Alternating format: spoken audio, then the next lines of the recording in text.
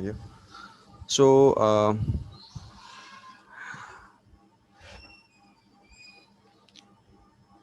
if I go for these steps that I've shown, I'm gonna solve the math over here. I want all of you who have tried it already to check your performance from what I'm writing over here. It would have been a better idea if I could actually check all of your performances one by one, but uh, I think it's not a very pragmatic idea to attempt that in an online class. So I'm writing the solution. You check with your own. If you have difficulties understanding anywhere, you ask me about it. If you understand your mistake, whatever you're mistaken, well done, go ahead. And if you don't understand the concept at all, also let me know. So R15 would be 10 plus 50, which is equals to 60 ohms. 26 would be 20 plus 60, which is equals to 80 ohms. And 1526 would be, where is my calculator? There you are. 60 inverse 1 plus 80 inverse 1 bracket whole inverse gives us 34.2857. 34.2857 ohm. And then the combined resistance will be 30 plus 40 plus 38.2857, which gives us plus 30 plus 40, 104.2857 ohms. দেখো এই পর্যন্ত মিলছে কিনা, এটুকু হয়েছে কিনা?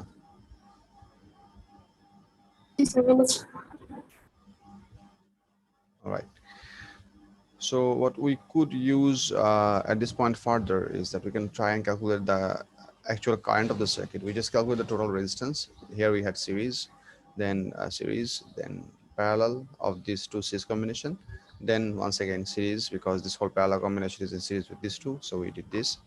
And now if you go for the actual current, which is I, the main current that comes out of the circuit will be 9 divided by 104.2857, which would be 9 divided by answer 0.0863, 0.0863 ampere, which I can write it to be I3 and I4. This is the important bit, what you really need to understand. So I'm going to put some star mark over here. This one wise you need to understand why this is actually possible. And then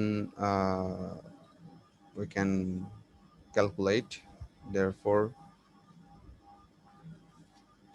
this can be also written as I1526 as well, because if you consider this whole thing as a single component of the series combination of 3, 4, and the parallel combination, this whole thing would be also carrying that equal amount of current. It will be split into two parts, but altogether the current that will go in ultimately break down into two parts and eventually come out as the same current, which means if this whole thing is considered as a single component, this will be also carrying the exact same amount of current irrespective.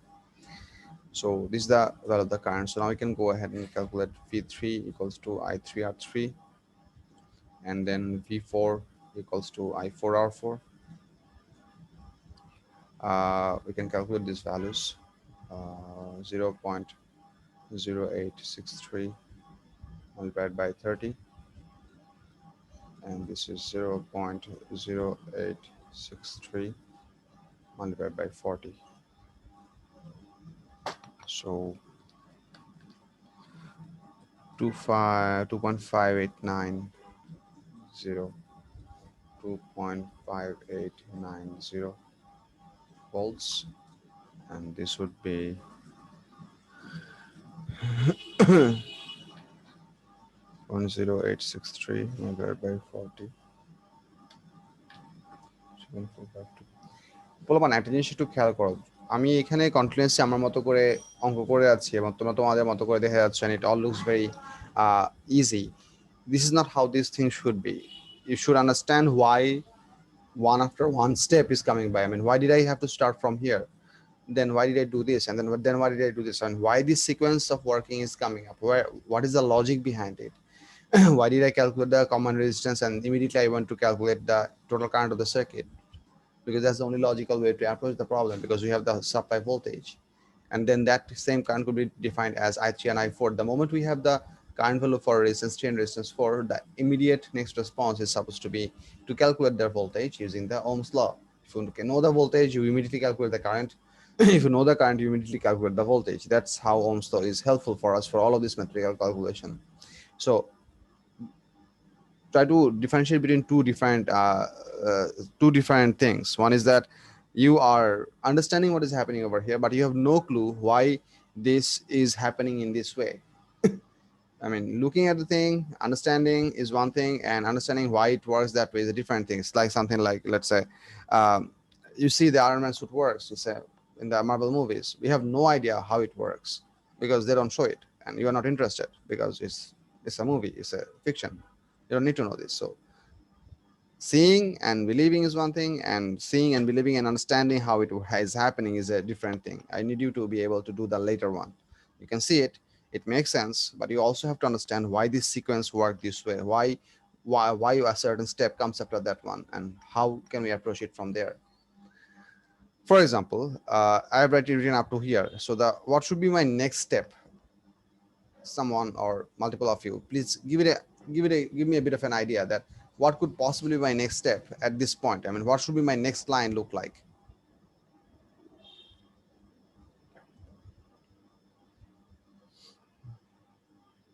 Someone?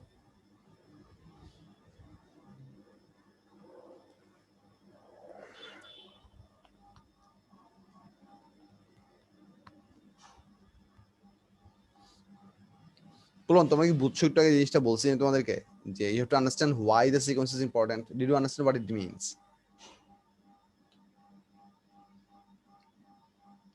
Well, if not, I'll tell you again. You need to understand that how the circuit analysis is getting started from the very beginning. We calculate the common resistance by going step by step. Once we had the total resistance of the circuit, we had to calculate the common current of the circuit because we had given the battery voltage. So you know the full resistance of this whole thing, and you know the voltage across this thing. So you obviously are going to calculate the current coming out of the battery.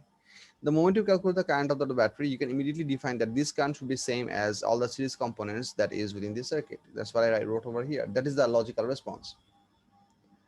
And the moment you know the current values, you can very well go for the voltage values. I'm asking you to anticipate, and you are allowed to be mistaken. No big deal. Do mistakes. It's okay. But try to give me an answer that at this point, what should be my next line? You can speak in the voice channel, or you can write in the chat window. But if you're writing, please write for everyone. Calculate the common voltage. Common voltage of what, Wasima?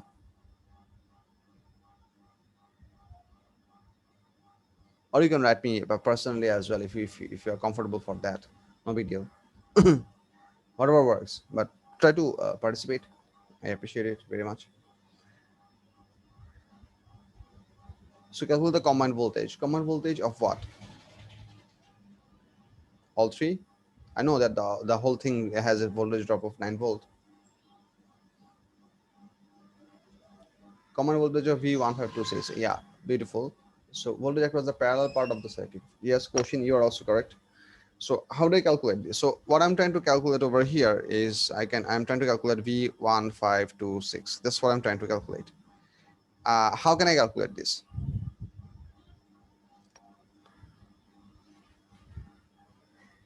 The one thing is very simple. I can directly go by this formula. Voltage across this whole thing is equals to current of this whole thing multiplied by resistance of this whole thing. I know the resistance of 1526 over here. I know the current of resistance I over here. So you can simply multiply and eventually calculate this. Or you can do this.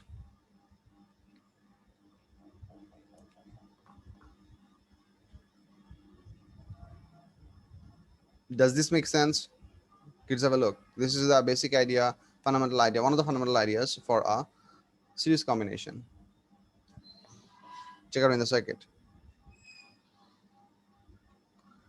The 1526 combination voltage should be equal to source voltage minus all the remaining series voltages. Or I can say that V3 plus V4 plus V1526, this whole thing, would be equal to 9 volts. So I basically change the side and wrote it in this manner. Do you understand this equation, everyone?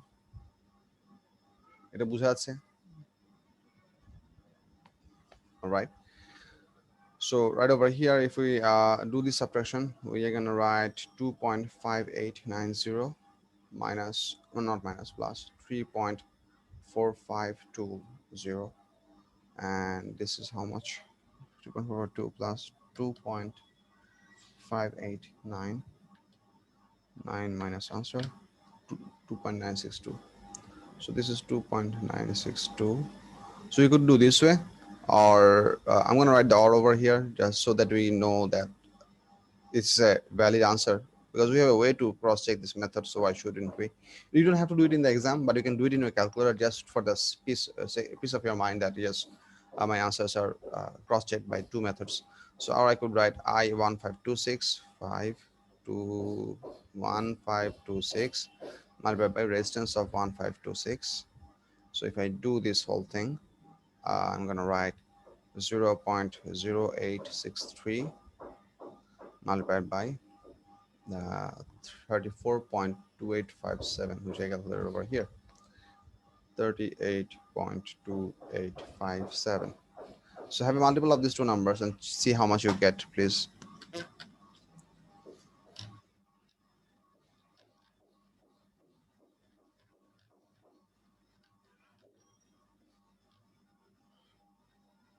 But this is not 38, this is 34.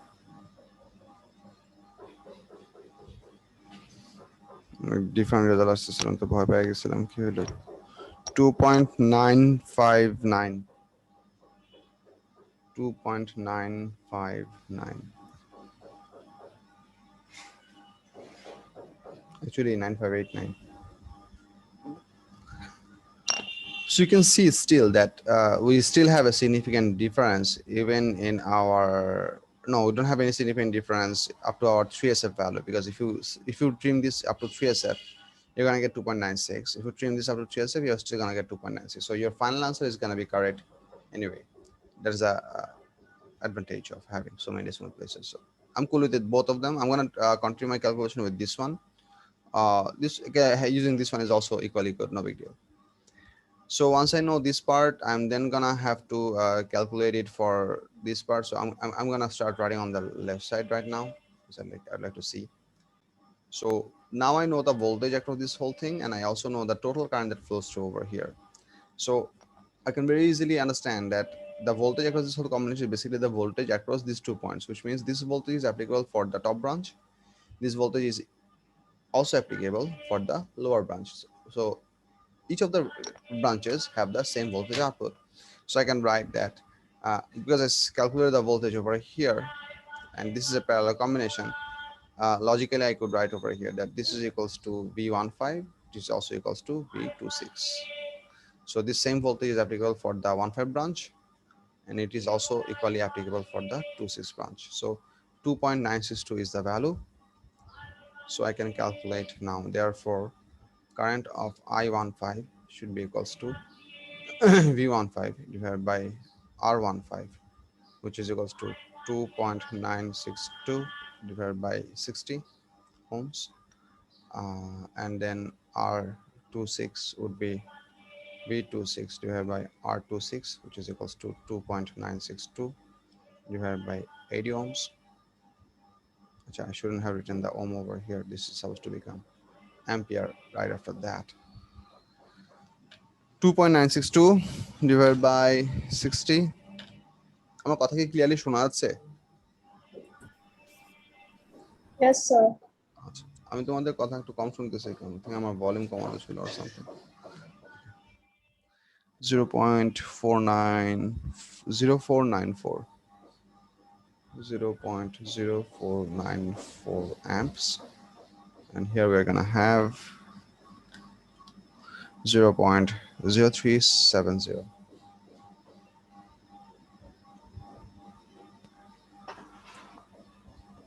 And this is basically equals to I1, this is equals to I2, and this is equals to I5.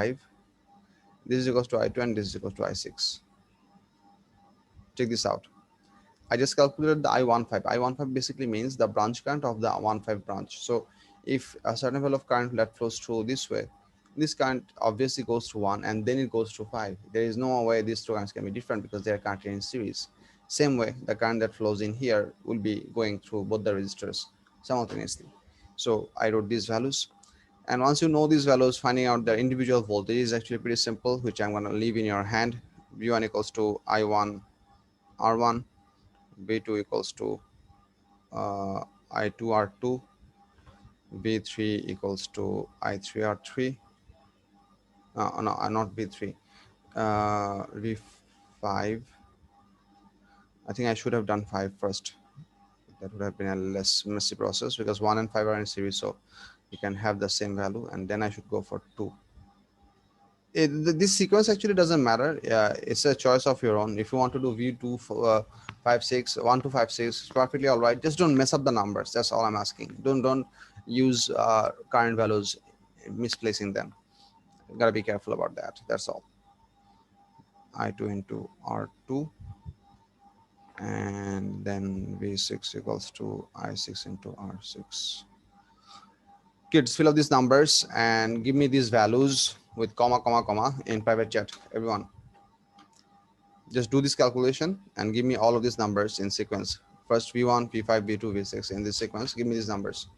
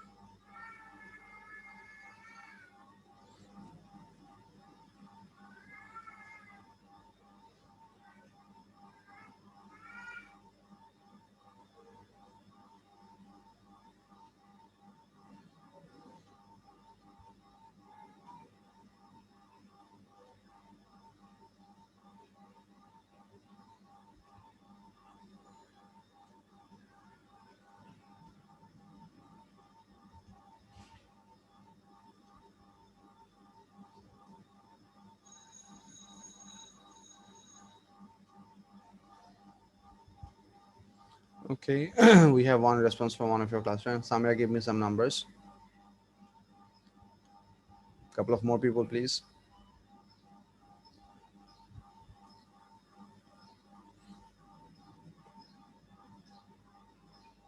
It's a simple calculation. You just place the numbers and apply Ohm's law and send me these values.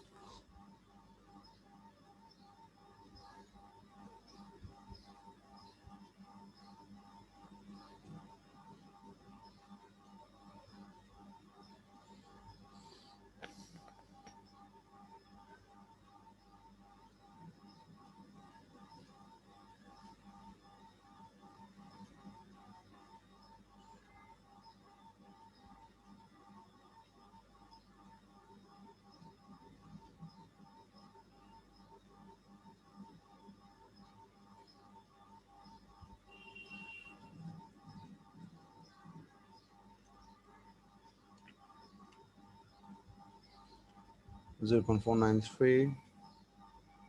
Uh, Samira and Wasima, please check your answers to 3SF and check for rounding. Uh, you two have sent me some values, and one of the answers is a bit different from each other. And your answers should be up to 3SF, which means if voltage 2 is calculated to be V2 is calculated to be 0.740, you please write that last zero to make it a 3SF number. Wasima did it right. You gave me a 3SF value, but you also stick to the 4 decimal places. I mean 3 decimal places. It's okay, but please check the V1 value. Is it 0.493 or is it 0.494 up to 3SF rounding?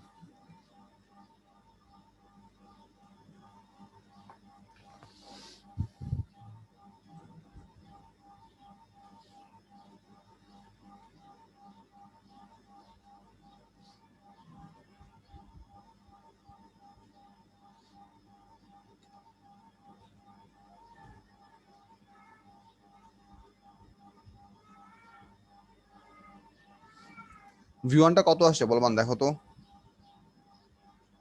If you just place these numbers 0.494 into 10, you get 0.494.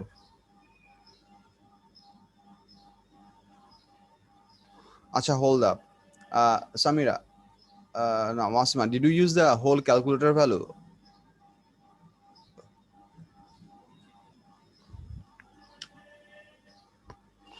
2.962 divided by 60 into 10.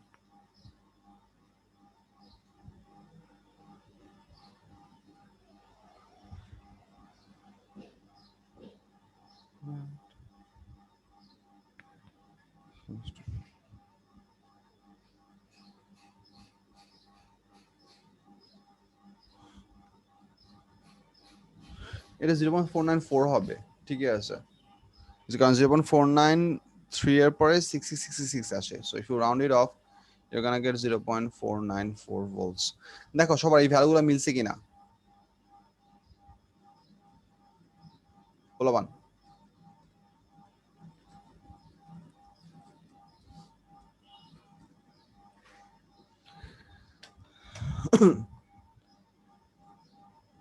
If any of your value didn't match, please respond. I'll help you to solve the problem and try to help you to figure out where did you might have made a mistake. আর যদি value না মিলে থাকে, then we're gonna move away from this problem after 1 or 2 sir minutes. V1 এ 0.494 হলো কেন? ওই যে আমাদের এখানে I1 এর ভ্যালু আসছিল হচ্ছে কত 0.494, আর R1 এর ভ্যালু হচ্ছে 10 ohm. That's how we approach the resistors. R1 10 ohm, R5 50 ohm, R2 হচ্ছে 20 ohm, R6 60 ohm. So this is actually this number multiplied by 10.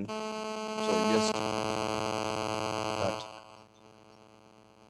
বুঝছো? Yes, sir.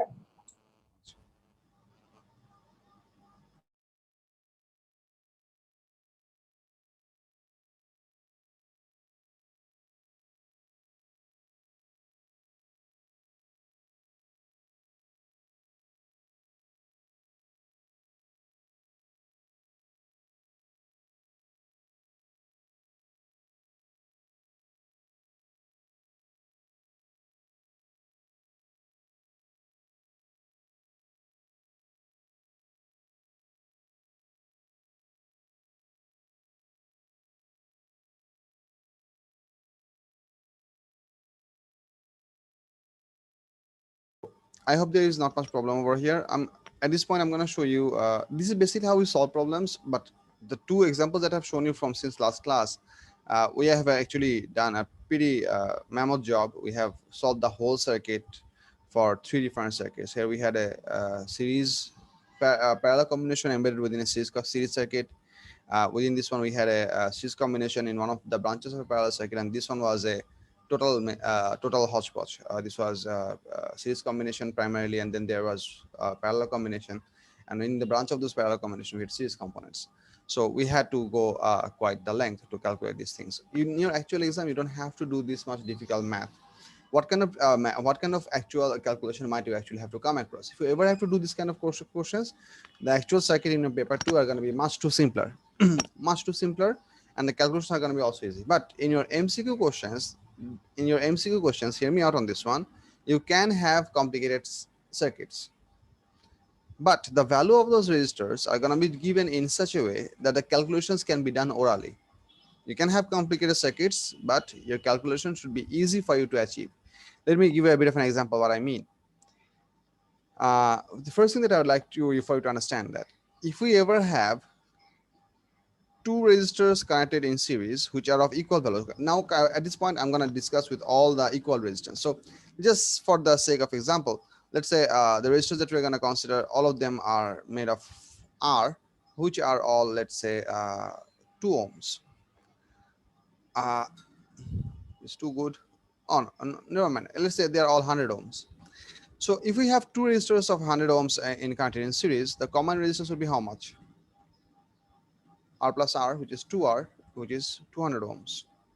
If you have three of them, I should not draw in this manner because that basically became something else than resistor. What is the symbol? What is this symbol? Can someone tell me? The resistor that has a horizontal line through it. A fuse. It's a fuse, exactly. This is not the circuit symbol for a resistor. So you gotta be careful and rub off the central line. Only then drawing a rectangle makes it a resistor, fixed resistor that is. So if I have three of them, then the common resistance would be 3 R, which gives me 300. Point that I'm trying to make that if you have multiple equal resistors connected in series, you just count how many resistors are there and multiply by their number. You get the common resistance of it very easily. There is no not much big deal about it. It's simple to calculate. That's what I'm trying to show you. What about for parallel combination? Let's have a bit of a look. If you have two equal resistors counted in a parallel combination, what is the resistance of this whole thing? So if I go for the very crude method, this is supposed to be R inverse 1 plus R inverse 1 whole inverse. This is supposed to give you 1 by R plus 1 by R multiplied by whole inverse 1. And then you're going to have 2 by R whole inverse 1. Basically gives you R by 2. So that's how it works. So if it is 100 ohm, you're gonna get 50 ohm over here. What if you have another of these resistors connected in parallel in another parallel branch? So you have equal resistance of equal values. Each of the resistors are of equal value. You have connected them in parallel in three different branches. Then all that's gonna happen is that you are simply gonna have one R inverse one additional within the bracket. So that's what's happening. So you see here you had two, now we have three. So you're gonna have what? Three of this over here. This is gonna ultimately become 3 by R because 1 by R plus 1 by R plus 1 by R. You have 3 divided by R inverse 1. You're basically gonna get R by 3. If you have 4, same stuff. You're simply gonna get R by 4. If you have 5, if you have 100, R by 100. Point I'm trying to make that in the series combination, if you have equal resistors, this whole discussion that we're having right now is for equal resistors. Equal resistors. This is very important. Do not mess this up for non-equal resistor. If you have equal resistors making up a combined circuit or making up a composite circuit, series combination or maybe a mixture of those, then as long as you have equal number, your common resistance for a series circuit can be the multiple of the number of resistors with the value of one of the resistors. That gives you the series combination combined resistance. Is very, very simple. And for the case of parallel combination, the total resistance would be one of the value of the resistor, have a look, divided by the number of branches. One of the value of the resistors divided by number of branches. So if you have two of them in branch, R by 2. If you have three of them in branch, R by 3. That is the common resistance. I mean, the common resistance is becoming smaller. If you wonder why is it becoming smaller, the idea is very simple. This is the part of the lecture that I really want all of you to understand very, very carefully. This is one of the major mistakes that many of the students make. Try to understand. If I do connect a voltmeter over here, I'm gonna so not voltmeter. If I do connect a source over here, I'm gonna once again we are gonna be using all of these individual branches one by one. So just for the sake of convenience, let me just erase it in between parts so that this is not confusing for us. I can erase in only one point, and that basically stops the current flow in the other way, any other part anyway, because for any circuit to work, you need to have complete closed path. So if my circuit is in this manner, let's say this is a 100 ohm resistor. Hold on, calculate. This is a 100 ohm resistor, and let's say this circuit is 50 volt. So what would be the current through this circuit? I mean, if I have an ammeter over here, right over here, what should be the ammeter value? Now, to understand this, understand the answer of this question, you need to first understand that what should be the actual path of the current. You can see that there is a disconnection, there is a disconnection, there is a disconnection. So none of these three branches can become part of the circuit because current cannot simply come in and eventually flow in the back way. That doesn't happen. Current has to enter through one way, flow through the component, and eventually come out on the other way, and eventually go back to the source. That's how charge flow works. So in this mechanism, the only effective pathway for the current, let me draw with blue, is through this way. Current will rise up, flow through this one resistor, and eventually come back to the circuit once again. This is the only effective pathway for the current. So the only resistance that you are applying to the circuit is 100 ohm. 50 volt, 100 ohm. So if you do the division of the math, V equals to IR. So the current is supposed to be I equals to V divided by R, remember. So V is 50, current resistance is 100, so 50 by 100. So for one resistor or one branch, we're gonna have 0.50 ampere. Check this out. The problem that many students have in many cases that they assume that this 0.50 ampere of current is gonna remain the same no matter what we do to this combination. Whenever we're gonna connect multiple branches, this same 0.50 ampere current is now gonna get divided into two parts, and one is going to become 0.25, the other is going to become 0.25. If you connect them, if you connect three branches, this same current is going to divide it into three parts, which is highly wrong. I'll say it again. Assuming that this current remains constant no matter what we do to this combination, and eventually by adding multiple branches, we are simply going to divide the incoming current into equal multiple parts. That is a wrong and very wrong thinking, and that is a wrong way to judge the circuit as well. Try to understand, the moment we are going to connect this first branch or make a two branch parallel combination, try to understand. Now initially the circuit resistance was R, which was 100 ohm. The moment you have a parallel combination, what is the current circuit resistance? How much is it? 50 ohm, right? Because the common resistors are by 250 ohm. Now you are providing a 50 ohm resistors. This whole thing, this whole combination is now have a resistance of 50 ohm, and you are applying 50 volt across it. So you should not expect the same current as well, because now your total resistance has dropped. So now the total current should be how much? 50 divided by 50. So for a two combination, you should have 1.00 ampere. The main current coming out of the battery in this case is simply going to become double. Why this is becoming double? There is another way to understand this problem. So one thing is that by applying multiple branch or additional parallel branch, we are reducing the resistance of the whole combination, which allows for more current. That's one way to understanding. The other way to understanding it is this thing. Have a look. We have connected a 50 volt battery over here, and that 50 volt battery is producing, sorry, that 50 volt battery is supplying a total of 50 volt of voltage across these 2 points. So 50 volt is causing a current flow through this branch. 50 volt is causing another current flow through this branch. Now 50 through one branch you can have a current flow of how much? 0.50 ampere.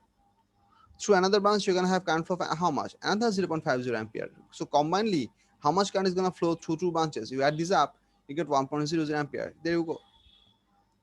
Each branch under the influence of the same voltage source are going to carry the same current no matter what.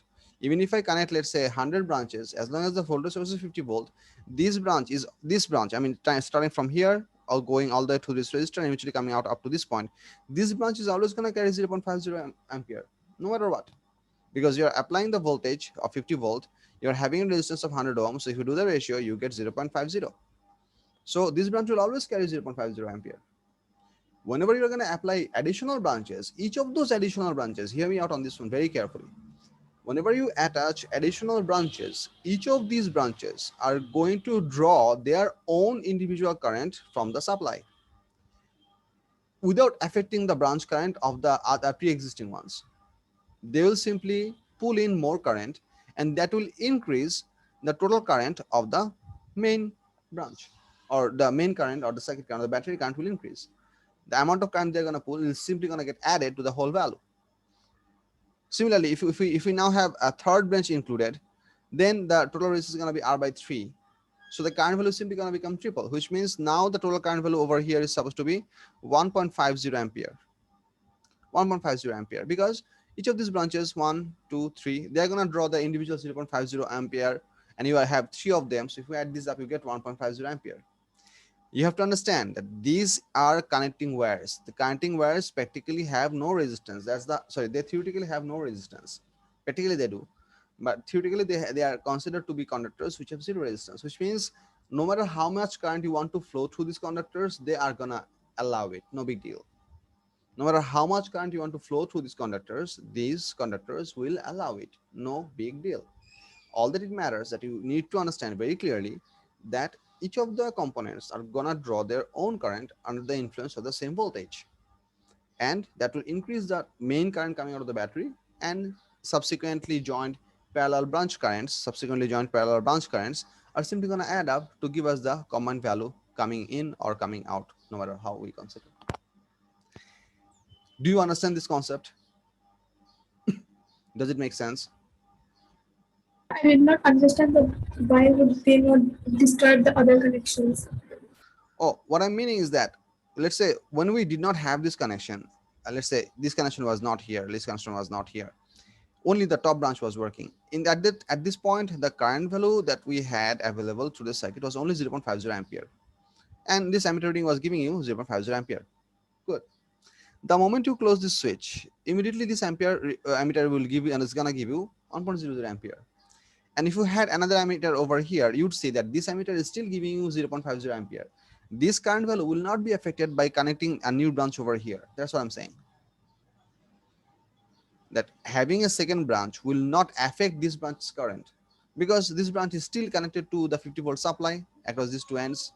It still has the same resistance. So if you calculate the current, you still get the same number, which means this current will remain unaffected by adding a new branch. By adding a new, because whenever we're adding a new branch, we are simply reducing the resistance, and it is capable to pull its own current. It's capable to pull its own current from the supply of 50-volt, and as a result it simply draws its own additional current. So the total current becomes more. In this case it gets multiplied by 2 or 3 or 4 because they are all equal resistors, but simply put, the total current becomes more because individual branch currents get added together to get the whole thing. Individual new branches will not affect the current flow that is happening to the pre-existing branch. For example, adding a second one will not affect the first one's current. Adding a third one will not affect the first or the second one's current. They will have their own current on their own, 0.50 ampere for each branch. That's what I meant. বুঝে গেছে? Good. So এখানে তোমাদেরকে এই জিনিসটা দেখানোর একটা main point ছিল যে if you have equal resistors connected in series, you simply can have multiplied by the number of resistors. If you have equal resistors connected in parallel, you can simply have this thing multiplied by this thing as well.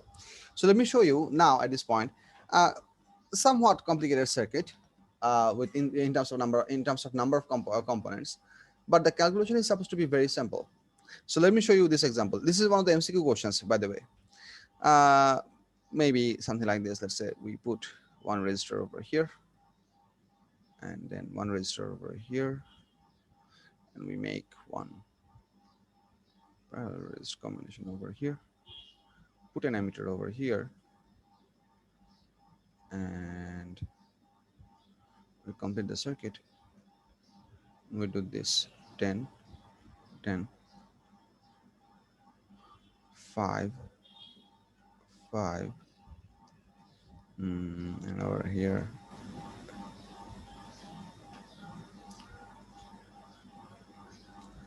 so in the merge scheme they have 4 options, A, B, C, and D. They have a table drawn over here. This table has column headings. Oh, beautiful. Of no. I just want a line over here. Why?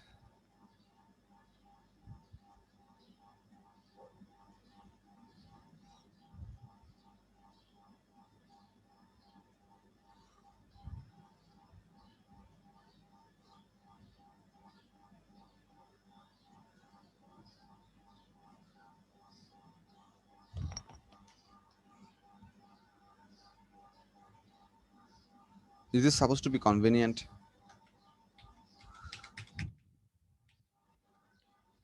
I honestly don't know how to handle this problem. So let's say and A. Yes. I honestly don't know how to handle. Is someone trying to help me? Okay, let's say here is the voltage and ampere column. I just wanted to draw this one. There are 4 different values there is given for the value of voltage and ampere. Now, without using your calculator, you should be able to solve this problem without even using your calculator. If you know your circuits well, you wouldn't need a calculator to solve this problem. Let me just show you how. The examiners would have, for an MCQ question, would have chosen these numbers in such a way so that this calculation can be done orally. Have a look. You have 2 equal resistors of 10 ohm, right? So what is the combined resistance of this whole thing? Right? 5. See if it makes sense. Kids, have a look. Try to understand what I'm saying. Equal value resistances in the branches of the parallel combination. So combined resistance is supposed to be the value of one of the resistors divided by 2. That way we have seen in the earlier discussion that if we have 3, where is that discussion? There it is. So if you have 3, you simply have R by 3. If you have 2, you have R by 2. So R is the resistance of one of the resistors. So you get this one to be 5. So in your head, you don't even have to write this. In your head, you know that this is 5. And now you can see 2 more 5s in the series. So the total resistance of this whole thing should be 5 plus 5 plus 5. So how much how much is the total resistance? 5 plus 5 plus 5. 15. Total resistance of the circuit is 15 ohm. এই পর্যন্ত বুঝতে গেছে কিনা ফলাফল? See, because this was equal and they have also given you 5 and 5, just making the calculation far too simple. Now we have a look. The source is also given to be how much? The source is also given to be 15 volts. So 15 volt divided by 15 ohm basically gives you how much? 1 ampere. So you can simply write over here 1 ampere coming out. In your question, you can draw this for your own sake. You are not actually using a calculator. This is all done by head. 10 by 2, 5, 5 plus 5 plus 5, 15, 15 by 15, 1 ampere. Now have a look. This 1 ampere is gonna go through here, and the voltage drop of 5 ohm resistor should be V equals to IR.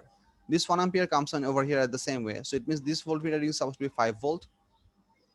And also, this one, as this 1 ampere comes in, there are equal resistors in these two branches. So essentially, the current is gonna be divided into two equal parts. Current is gonna be divided into two equal parts because the resistors are exactly 2.5 and তাহলে 2.5. 5 হবে current 2.5 and 2.5.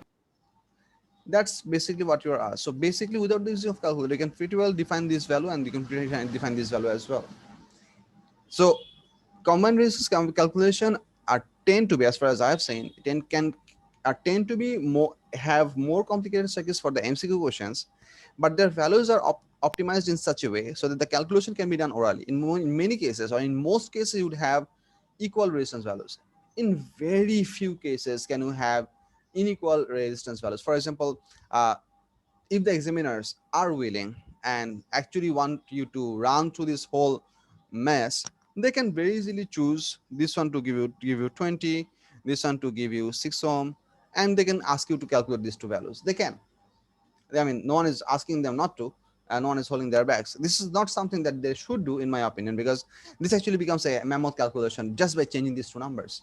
Now you have to go ahead and take help from the calculator and calculate all of these values. You have to keep track which is what, and eventually you can be able to calculate these numbers. It's not impossible, but it's going to be time consuming. And for a 1 mark MCQ question, this you might feel this is not worth it. I mean, what is this? You asked me to calculate two different numbers, and two of them has to be correct simultaneously for me to score this 1 mark. I mean, is it good? Here's the deal. It can happen. You should understand one thing very clearly, that in your MCQ question, you are asked to answer 40 MCQs. If your preparation is well, it means that you do understand physics and you did do enough question papers, went through the marks, and you pinpointed your lecture, you went to the examination report mark summary as well, you had communication with your teachers, and you know your shit. If your preparation is good, by good I mean all of these things, if your preparation is good, out of these 30 MCQs, you should be able to answer 35 of them within 25 minutes. It usually works that way, or at max 35 minutes. Your total exam is 1 hour. So to answer these remaining 5, you practically have 25 minutes left. The way it works, that out of these 5 MCQs which are remaining, 3 of them might be answered within 10 minutes. I mean, you just have to think a bit more thoroughly. But the remaining 2 MCQs might prove to be quite difficult. Sometimes they can be one of these questions, I mean, giving different values. I mean, this MCQ, this calculation is going to definitely cost you nearly 4 to 5 minutes. If you're efficient and if you're adapting to this thing, it might be 2-3 minutes, but generally speaking, it is a time consuming process. Plus you are pretty much pressured in your exam hall, so that's also an additional problem. So this question might actually belong to one of those two problems which are given in the question paper to make a distinction between capable student and incapable students. So it's not impossible that they're not going to give you this kind of question. They might, and if they do, my recommendation is that if you are comfortable with circuits, solve this problem immediately and solve it properly, choose the correct answer, have a great confidence boost, and go down on the further questions. If you know that you are not so comfortable with electricity chapter, you might wonder, why shouldn't I be comfortable with electricity chapter? I mean, first is teaching me and I'm doing all the classes, and why not? But here's the deal. Different people can have a better understanding towards different chapters. Not all of us are good in physics. Not all of us are good in admins. Not all of us are good in chemistry. Not all of us are good in singing. Not all of us are good in, what can I say, a lot of stuff. So different physics chapter can resonate in your brain differently. You might have a natural good understanding towards radioactivity compared to other physics chapters. You might have a natural good understanding of waves. You might be able to visualize it even better compared to other students than other chapters. It can happen. It is a personal trait of people. I mean, neither you nor your teacher or not the subject material is responsible for this difference. You should be, you should have some some capability, equal capability for all the chapters, but different chapters can have different capability. What I'm trying to say, if you know for a fact that you are not very comfortable with the electrical circuits, then my recommendation is, if you see this kind of a mammoth problem, you skip it immediately and go on and finish the rest of the problem. Once you have finished 35 MCQs in 35 minutes, then you have a huge comfort in your head that, yeah, I know that I have done this 35 MCQs, and now I have 5 MCQs left to be solved in 35 minutes. You are relaxed, and you can actually attempt this problem with a much more cooler head, and this is gonna go down smooth naturally. So that's my recommendation. বুঝতে পারছি?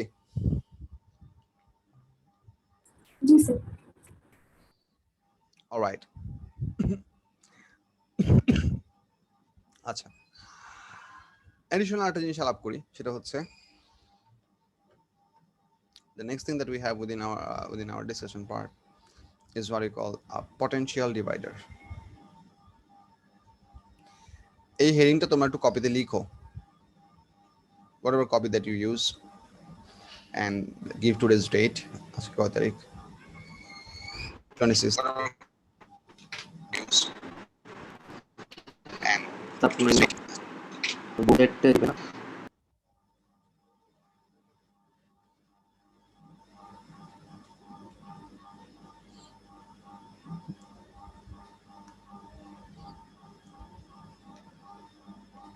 কৌশিন মাহির কি এবার এবার এবার অলভেসের জন্য registration করছিল? Sir which Mahir? Mahir মিহদা। Sir, I don't know Mahir Mithra. আচ্ছা, ও কি তাহলে ইয়াতে না মনে হয়? আচ্ছা, মাই ব্যাড। মনে হয় অন্য স্কুলে। I thought he is from GH. আচ্ছা, potential divider. Potential divider is basically, as the name dictates, potential divider is basically the component which is going to help us to divide potential. You might wonder, okay, why is that even necessary? I'll tell you why. The typical batteries that you can buy in open market, the regular batteries, come in 1.5 volt.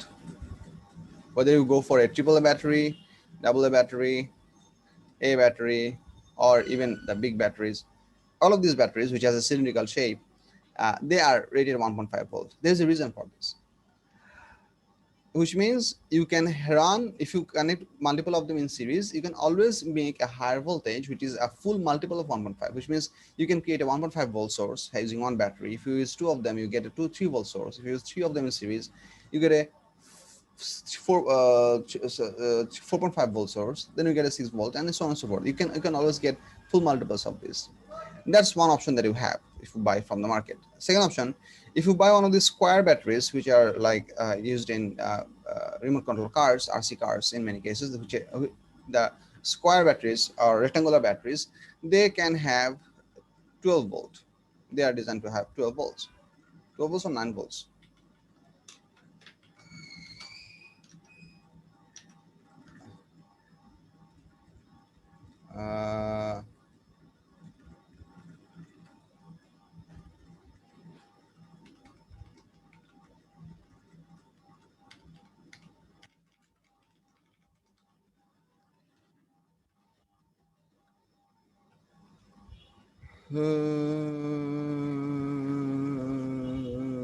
Nine volt batteries, yes. So the rectangular batteries can come in 9 volts, so you can buy them at 9 volt rating, 9.0 volt rating. And recently, because of the wholesome use of cell phone usage and everything, the typical lithium-ion batteries, the rechargeable batteries used in cell phones, mobile phones, the typical lithium-ion batteries, rechargeable batteries, they are rated for 3.7 volt. This was not very common earlier. This is the most earlier common version. This is recent, but altogether you can buy these value of voltages from the open market. You might wonder that why do we stick to these numbers? One of the answer is that the way any electrical component is made is by how much voltage it can handle. Let me give you a very simple example. Let's say if we have electric bulb with a bit of a filament inside, and this is the electric bulb pins, and there is just two connection points where these two are connected internally. So any electrical bulb would have some writing on their top or on their side representing how much is their power. Let's say if an electrical bulb has this writing on their side, let's say 40 watt comma 220 volt. This is the most important information that typical electrical component do have on them, that what is the voltage and what is the power output. This basically means that this electrical bulb is designed to operate for an input voltage of 220 volt AC, not 220 volt DC. It's important. This electric bulb was designed to operate under the while connected to a 220 volt AC supply. And when it is connected to this supply, at that point, its consumed power would be 40 watt. Consumed power means at this point, it is gonna absorb 40 joule per second of electrical energy from the supply line. How much of this energy is going to be converted into light, how much is going to be converted into heat, how much is going to be converted into sound, because some electric bulbs they can make buzzing sound sometimes for loose connection actually, but they might do that. So how much of this electrical energy is going to be converted into individual different forms of energies, that is a different question that comes in the design, that comes from the efficiency of the bulb, so on and so forth. But 40 watt means that its drawn power, its absorbed power, its electrical energy consumption per second will be 40 joules per second. So, and this also means a couple of more information. This bulb will work its best, or it means that it will glow the brightest, because the bulb purpose of a bulb is basically to provide brightness, light. So this light bulb will provide its highest brightness whenever it is connected to 220 volt. If you connect it to a lower volts, it is going to lose its brightness. So 220 volt is required for this bulb's optimum performance. What if for a higher voltage? What if we connect this bulb to a higher voltage? Let's say if we connect it to the 240, 250 volts worth of voltage. If it is connected to a higher voltage, then a couple of things can happen. Couple of things can happen. Let me give you a bit of an idea. If we set this high voltage that is slightly higher than 220 volts, let's say if this voltage is 240 volts, if you connect this to a 240 volt supply, at that point, this is going to start glowing brighter, but this is going to operate at a temperature higher than it was designed to operate at, because it was designed to operate at 220 volt. It was manufactured to operate at 220 volt. Now you're operating 240 volt, which means it is now consuming more voltage. So there is more current, which means there is more heat generation, there is more brightness. So this bulb is going to operate at this temperature or operate at this volt for quite some time, maybe 30-40 seconds, 1 minute, or maybe slightly more. But soon after, I mean, after a short while, this filament is going to break, because this filament cannot take that additional high voltage related temperature, and it is going to have broken. It's going to break. That's one thing can happen. I mean, it's going to take some time, and it's going to glow more brightly for a little while. What if we connect this to a really high voltage? Let's say if we connect it to 1000 volt. What if we connect this bulb to 1000 volt, like a significantly high voltage? This bulb will give a bit of a flash. So this bulb at this point is going to basically work like a fuse. The way a fuse works, the way a fuse works is that every fuse is designed to operate at some fuse rating, which means this is the allowable current that a fuse can handle. If a fuse is designed to be manufactured to be 15 ampere, it means you can safely transfer 15 ampere worth of current to this fuse and nothing will happen to this fuse. The moment it is slightly bigger than 15 ampere, let's say the moment the current is, let's say 16 ampere, this fuse is going to melt. Now, whether the fuse is going to melt immediately or is going to take some time for the fuse to melt, that can depend upon a lot of different factors, which I'm not getting into right now. But for your syllabus, for the ideal case, we consider that whenever the current will go higher than the rated value of the fuse rating, the fuse will melt immediately. How does the fuse melt? Is that whenever the current flow is higher than the fuse rating, this fuse material, which is a very special material, is going to start produce more heat than it can dissipate. It's going to start produce more heat than it can dissipate. As a result, it's going to store heat within itself, and it's gonna raise its temperature really fast to the point of its melting point, and this wire is gonna melt within a short duration. The moment it melts, it basically disconnects the circuit on its two sides. That's how a fuse works. So basically it destroys itself. It heats up, and ultimately the heat melts the fuse wire and it disconnects the circuit, and as a result you can stop the flow of additional high current which you don't want to flow through your circuit. But you have to understand that for the fuse to work, higher value of current should flow through the fuse even for a small duration. I mean, you cannot altogether stop it without having any part flowing through the circuit. Some current will should flow, but that should happen for a very small duration, and ultimately high current flow will not persistently flow through the circuit. That's the purpose of a fuse. So if you connect this filament bulb to a very large voltage, this is going to work pretty much like a fuse. So what's going to happen, this filament is going to give a flash. So because of 1000 volt, a very high current is going to start to flow through this whole circuit, and that's going to produce a very high temperature over a very short duration. And this bulb, because it is designed to glow, is going to produce a very large flash, like a camera flash size kind of thing, and immediately it will burn itself out, it will become melt, and if there is oxygen, enough oxygen within this thing, this is going to actually oxidize itself, which usually doesn't happen. It's usually filled up with nitrogen. So it's gonna simply melt. It's gonna give us a very large flash, and it's gonna be off.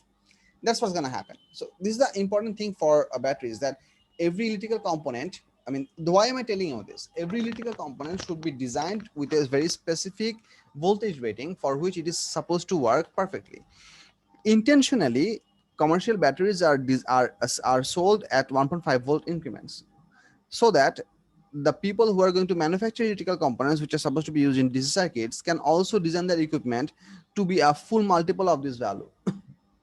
Which means that if today you want to develop a very specific LED light, which should be operated using one of these bulbs, dry cells, not rechargeable cells, you can choose it to be operated at 1.5 volt, you can choose it to be operated at 3.0 volt, you can choose it to be operated at 4.5 volt, so on and so forth.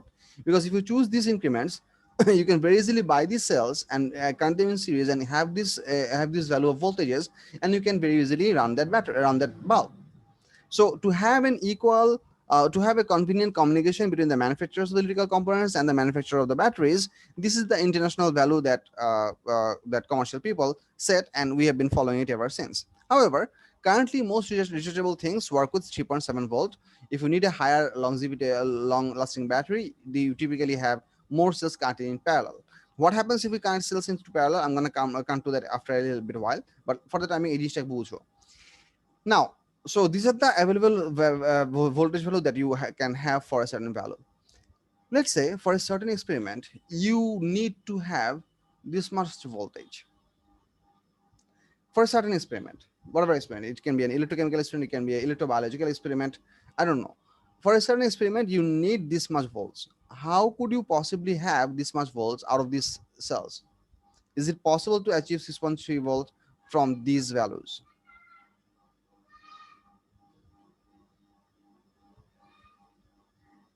The answer is a no. So how can we have that? That's where potential divider comes in. Let me show you how does the potential divider works. Let's say we have a battery and we have two resistors. I'm currently starting the resistors to be fixed resistors to make some simple sense with you, and then I'm going to start changing them.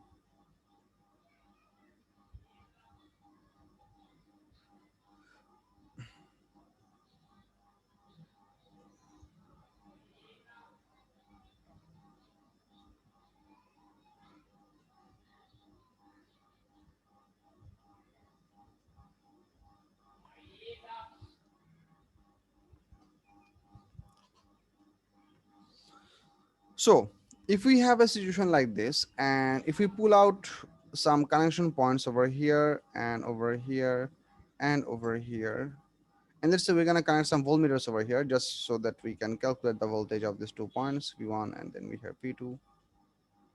So yeah, in the place of these voltmeters are there only to measure the voltages, but if you want to physically use these components, we can also choose to connect some bulb over here. So let's say if we connect a bulb over here, this bulb is going to get the exact same voltage as the voltage V1 calculation.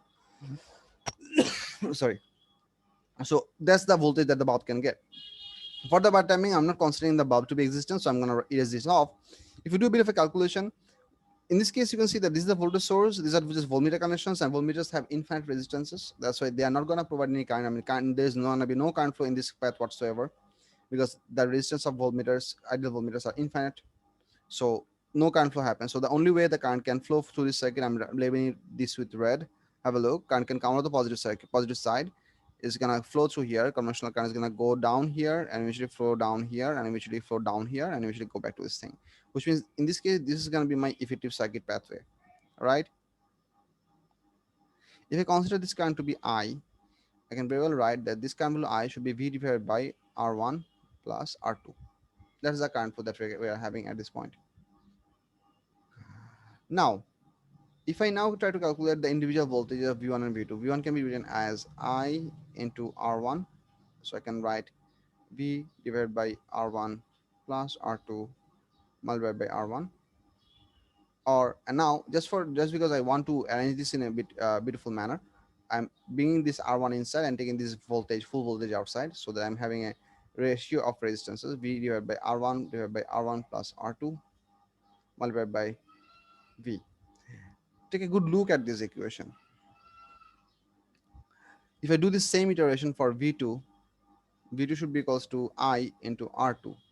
Writing the same line in between, ultimately I can write V2 equals to R2 divided by R1 plus R2 multiplied by V. So what is the information that is presented here? What you can see that if you are trying to calculate the voltage across the R1 resistor, within the ratio of resistances, you just simply place the resistance of R1 on top on the numerator side, and the total resistance of the circuit R1 plus R2 goes at the denominator. And and you're gonna get a ratio over here. This is ohm by ohm, so the ohms cancel out each other, the units cancel out. You simply have a mathematical ratio over here or a fraction, and if you multiply that fraction with the value of V, you basically end up with the voltage value V1, which is the voltage across these 2 points, or the voltmeter reading of this voltmeter reading. And the same thing for V2. If you're trying to, if you have a voltmeter reading over here, a voltmeter counter over here, and the voltage across R2 is given by the same ratio. Now, interesting factor. What if I connect another resistors right over here?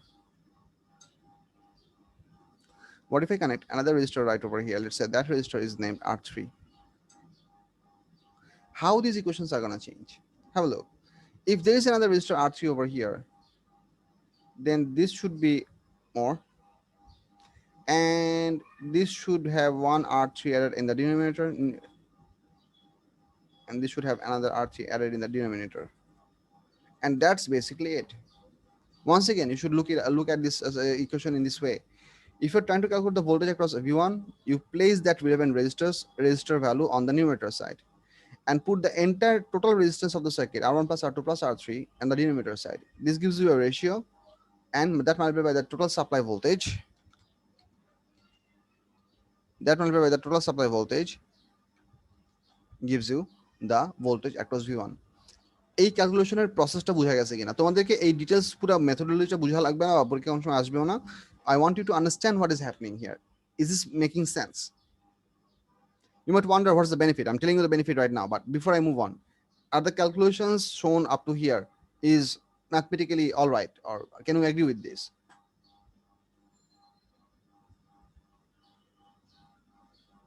No, you cannot.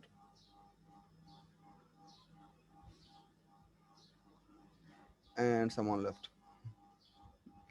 No big deal.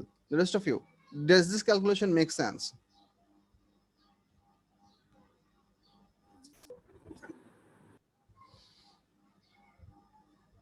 Now, how does this help us? Try to understand.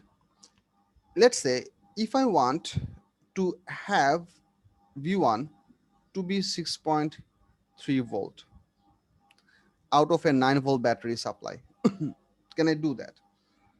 The answer is yes, I can do that. How? I can connect variable resistor over here and one more variable resistor in either of them. Let's say I'm going to connect the variable resistor over here. So by adjusting these two variable resistors, or even if you do not want the R3 to be present over here, you can forget about the R3 I'm disconnecting the R3 over here so that you don't have to bother about this. So let's say the equation is without the green writing. The only red writings are all right. If I make one of the register to be a variable register, I can make this register go higher and lower. Now try to make sense what is happening. Having a variable register means that if I make this register value to be 0, if R2 is made 0, then V1 equals to V. If R2 is made to be a very high value, then V1 would become smaller. So if R2 is, let's say, have a range of 0 to 100 ohm, and let's say if R1 is a default uh, 40 ohm resistor, then you can definitely, by trial and error, by starting from 0, you can very well find out a certain value of R2 for which these two ratios would be 6.3, and right over here, if you do the subtraction, we're going to get 2.7, because these two are connected in series. So it is possible for us to set a resistance of this variable resistor by turning some knob or by sliding that slider, which I described in one of our earlier classes. How does the resistor work? We can set this value, the resistor of this resistance of this resistor, in such a way that the voltage across this resistance is exactly 6.3 volts. That's when you can take two wires out of these junction points, and ultimately you can connect your whatever component that you have designed, which requires 6.3 volt, and you can run that device. No big deal. That's the beauty of a potential divider, by which it can do this stuff. This is a very preliminary version of a potential divider. This version can have a lot of questions from itself. There is another version, another iteration of the same logic, which can look a bit like this.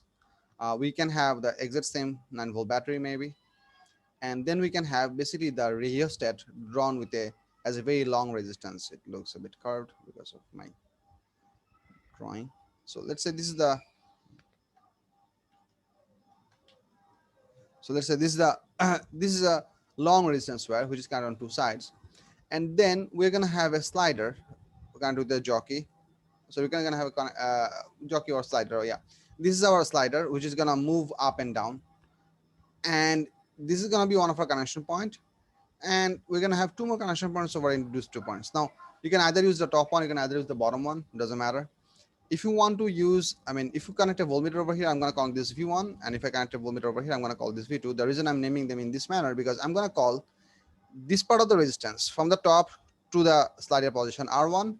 I'm going to call this part of the resistance R2, which means currently this 9-volt battery voltage is actually getting divided across this whole length. I mean, 9-volt is equally distributed across the length of this whole resistance wire, uniformly distributed over this whole length. The moment we're going to start to move this slider upwards, R1 will become smaller. Let me write these numbers. V1 equals to what? R1 divided by R1 plus R2 multiplied by V. V in this case is 9-volt source voltage. And V2 is given by R2 divided by R1 plus R2 multiplied by V. V in this case is 9-volt. Now have a look. The sum is constant. No matter whether you move the slider up or down, the sum of R1 plus R2 is a constant, because this is the total resistance of the whole rheostat. So which means this is not changing. By moving the position of the slider, all that you are doing is you're changing the value of R1 or you're changing the value of R2. If you move it to the upward side, you're actually making the value of R1 smaller, you're making the value of R2 bigger, but their sum is remaining same, which means if we move the slider upwards, this voltmeter reading should become what? Tell me. I want some responses. If we move the slider upwards and R1 becomes smaller and R2 becomes larger, what should happen to the value of V1 and what should happen to the value of V2? Should they remain same? Should they increase? Should they both increase? Should they one increase, one decrease? Should they both decrease? What? So um, V1 should increase and V2 should decrease. Okay. So Caution is proposing that V1 should increase and V2 should decrease. Right? Yes, sir. Okay. Anyone else?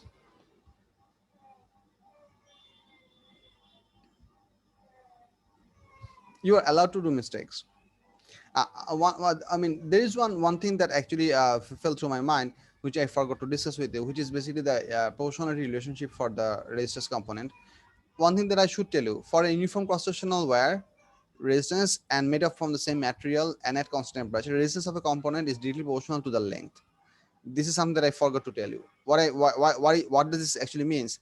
If you have a component of this much thickness that is this much long, and if you have another one of the same thickness, same material that is double, and if you measure the resistance of these two, if this one has what are the resistance that this one has, this one will have double the resistance, because charges simply have to pass a double length of obstruction. So resistivity proportional to length. So what I asked you, that if we now move the slider upwards, what should happen to R1 and what should happen to R2? You need to understand that there is this coil that runs across the rheostat cylinder. So if you slowly move it upwards, do you have a smaller length or do you have a longer length? Think.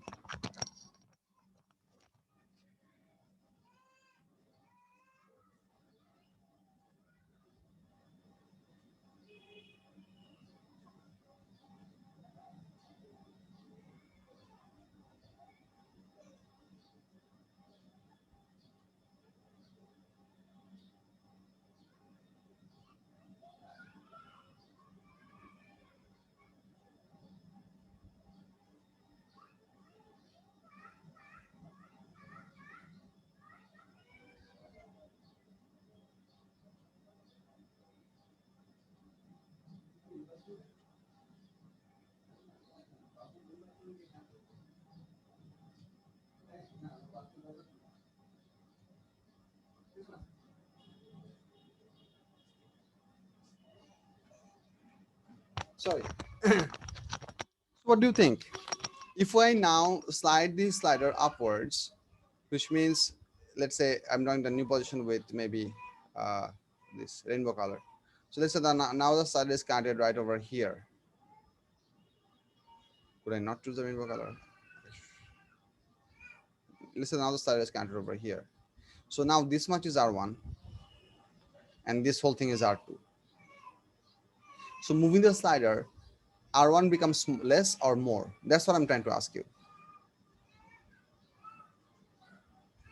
If I move the slider upwards or up in this case, what happens to the value of R1? Becomes smaller. It becomes smaller. Koshin, it becomes smaller. Everyone else, it does become smaller. Do you understand this thing? Yes, sir. Okay. Now have a look. I told you earlier that the total sum of the resistance R1 plus R2, that sum is practically remaining what? Constant. So in this case, the denominator is a constant. So if R1 is becoming smaller by the movement of the slider, so V1 should also become what? Smaller. The voltage should also become smaller. And if we move this slider all the way to the very highest point right over here, if we move it right over here, then R1 practically becomes 0.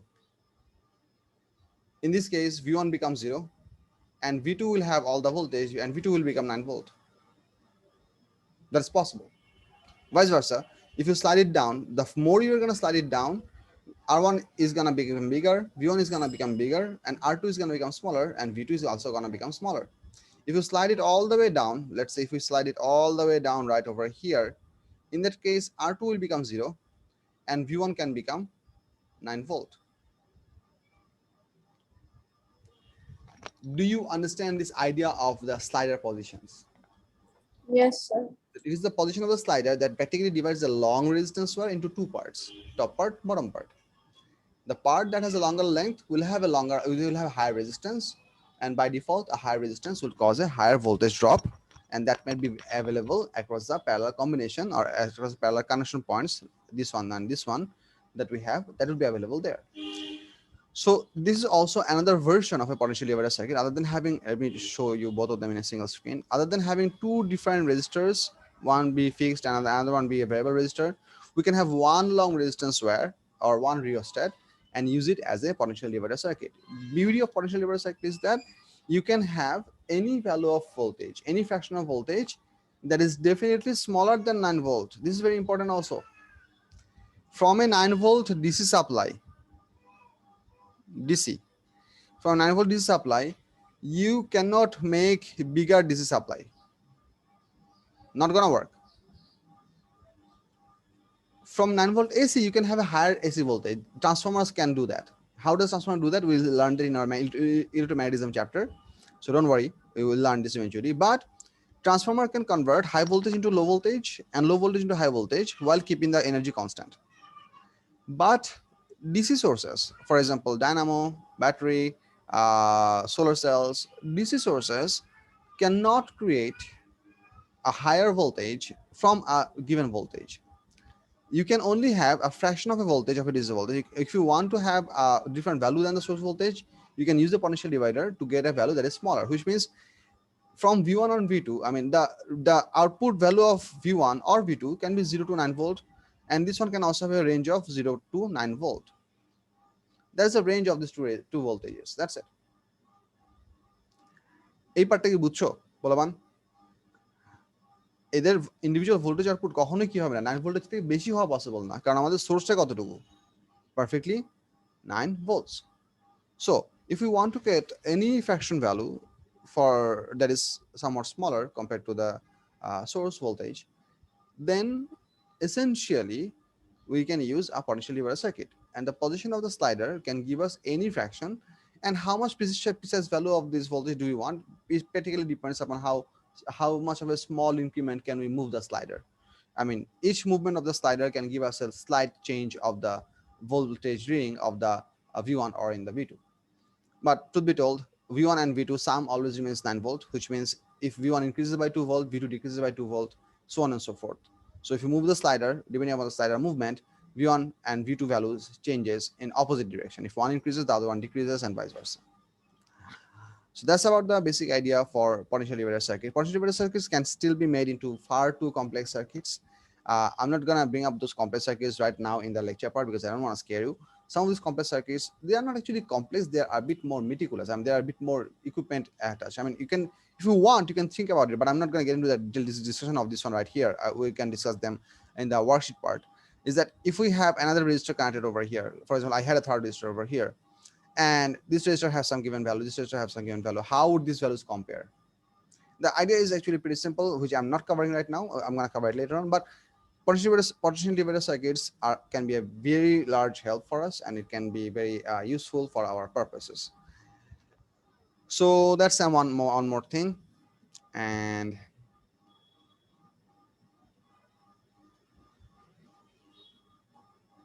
how much time do I have? 6 minutes. Okay, so let me just pick up a very small topic and then we can call it a day. Resistance.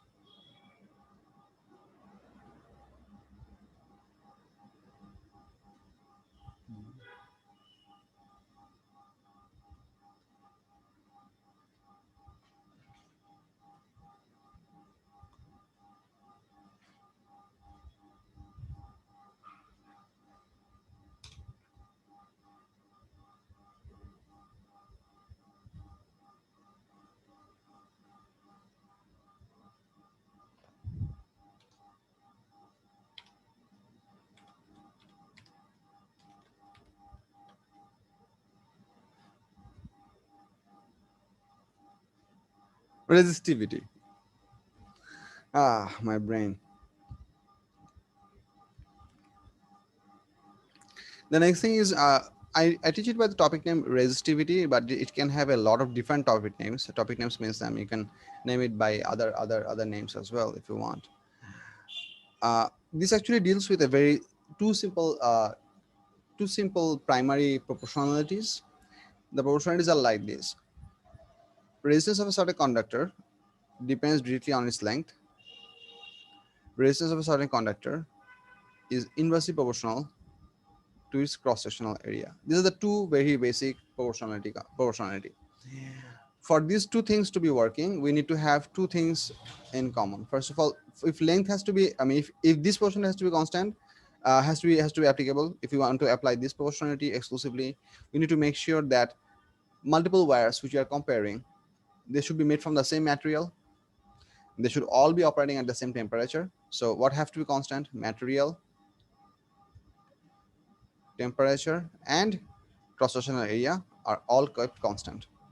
So এই তিনটা জিনিসকে constant রাখলে এই প্রপোর্শনালিটিটা applicable হবে।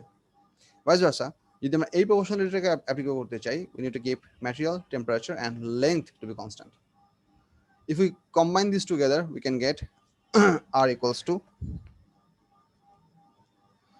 R proportional to L by A, and that can give us R equals to rho into L by A. Rho is basically defined as the resistivity of the material. Uh, Resistivity is one of those component which is the property of a material, not the property of the substance. Or let me give you a bit of an example. Resistivity is a property that is similar to density or specific heat capacity.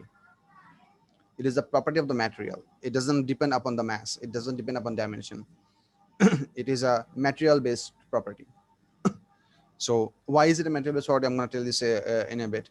So R equals to L by A. This is rho, which is the same sign as density, but in this case we are using it for electricity, so we call it resistivity.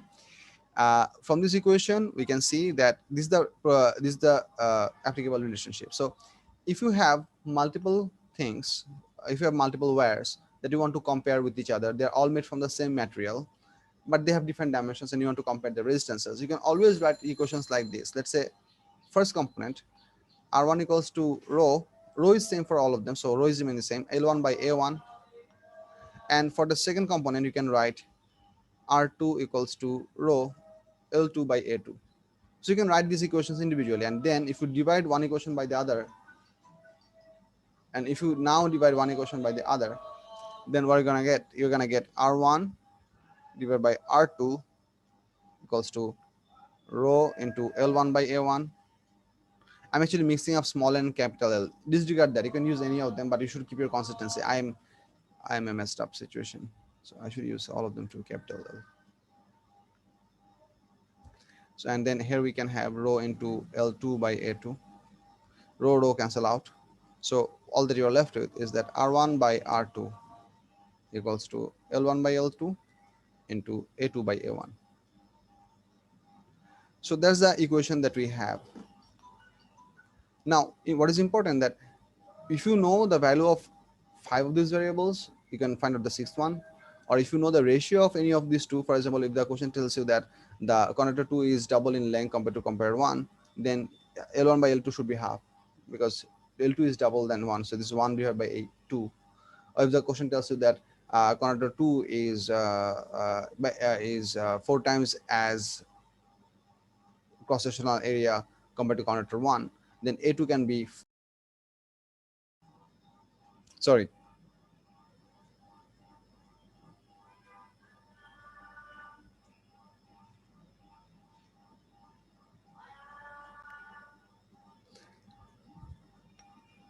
so uh, so we can have this kind of proportionalities working out for us, and then A1 by A2 can be also have a very special relationship, because cross-sectional area of an object can be also given by pi into r square, which can be also written as pi into d by 2 if diameter is given, which can give us pi by 4 into d square. Which brings us to the idea that area of a certain object, cross-sectional area, can be given as a proportionality of resistance squared, or cross-sectional area can be proportionality of diameter squared. Which means in applicable cases, if we have to replace this area ratio with radius ratios or diameter ratios, if the question tells you that the diameter of the first conductor is 3 times as big as the diameter of the second conductor, if it says in terms of diameter, if it says in terms of thickness is a linear dimension, then you have to replace them with a square factor, which means that I can replace this ratio like this. Let's say d2 squared divided by d1 squared. If you are not comfortable with this fraction, you can also consider it like this. Let's say d2 by d1 whole squared. That also works. Important factor, that area and diameter, they are not directly proportional. Diameter square is directly proportional to area. So that's why if you are replacing the area ratio with the diameter ratio, you gotta give a square factor on top of them. এই পার্টটা বুঝা গেছে কি বলা মান? আমি এটা actual calculation ইনস্টান্সে দেখাবো, আজকে বেশি টাইম নাই, but did the mathematical replacement make sense? Yes, sir. আচ্ছা, ঠিক আছে। আমি বুধবার দিন তোমাদের ক্লাস নিব একটাই না 1:30টায়। বুধবার দিন ইনশাআল্লাহ আমার মনে থাকবে। আমি গতকালকে ক্লাসের কথা আসলে ভুলে গেছিলাম। I was available and I was perfectly I was not busy with anything specific. I practically forgot yesterday's class. I need a better reminding mechanism. Anyway, আমরা বুধবার দিন ক্লাস নিব। আজকে তো হচ্ছে কি বার? সোমবার না? মঙ্গলবার বুধবার, হ্যাঁ বুধবার ডেটটা তোমাদের লাস্ট উইক আসছিলাম। So will take the class on Wednesday. Thank you very much. আসসালামু আলাইকুম। ওয়ালাইকুম আসসালাম স্যার।